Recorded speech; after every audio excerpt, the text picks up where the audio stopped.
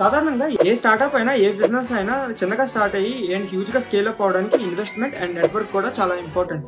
అలా బిజినెస్లో ఇన్వెస్ట్ చేసి అండ్ ఆల్సో వాళ్ళ నెట్వర్క్ ద్వారా నీ బిజినెస్ని స్కేల్ అప్ చేయడానికి హెల్ప్ చేసేవి ఈ వెంచర్ క్యాపిటల్ ఫర్మ్స్ అనేవి.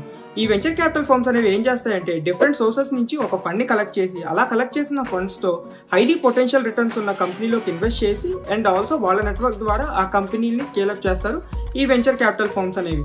సో ఇలా డిఫరెంట్ సోర్సెస్ నుంచి ఒక ఫండ్ని కలెక్ట్ చేయడం వల్ల నీ బిజినెస్ ఆపరేషన్స్ ని స్కేల్ అప్ చేయడానికి వాళ్ళకున్న నెట్వర్క్ సపోర్ట్ ద్వారా అండ్ ఆల్సో ఫండింగ్ లిమిటేషన్స్ అనేవి కూడా ఉండవు. ఇనిషియల్ స్టేజ్ లో ఉన్న స్టార్ట్అప్స్ కానీ లేదా బిజినెస్ కానీ ఇలా వెంచర్ క్యాపిటల్ ఫర్మ్స్ నుంచి ఒక ఇన్వెస్ట్మెంట్ తెచ్చుకోవడం అనేది it's a tough process.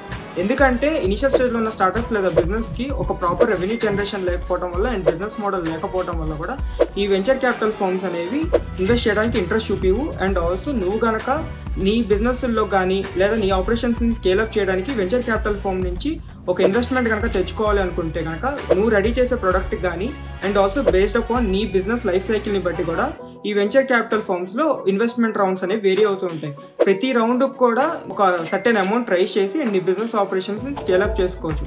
And also మరింత బిజినెస్ కాంటెంట్ కోసం స్టార్ట్అప్ జర్నీ పేజ్ని ఫాలో చేసి ఈ వీడియోని మీ ఫ్రెండ్స్కి కూడా షేర్ చేసి లైక్ చేసి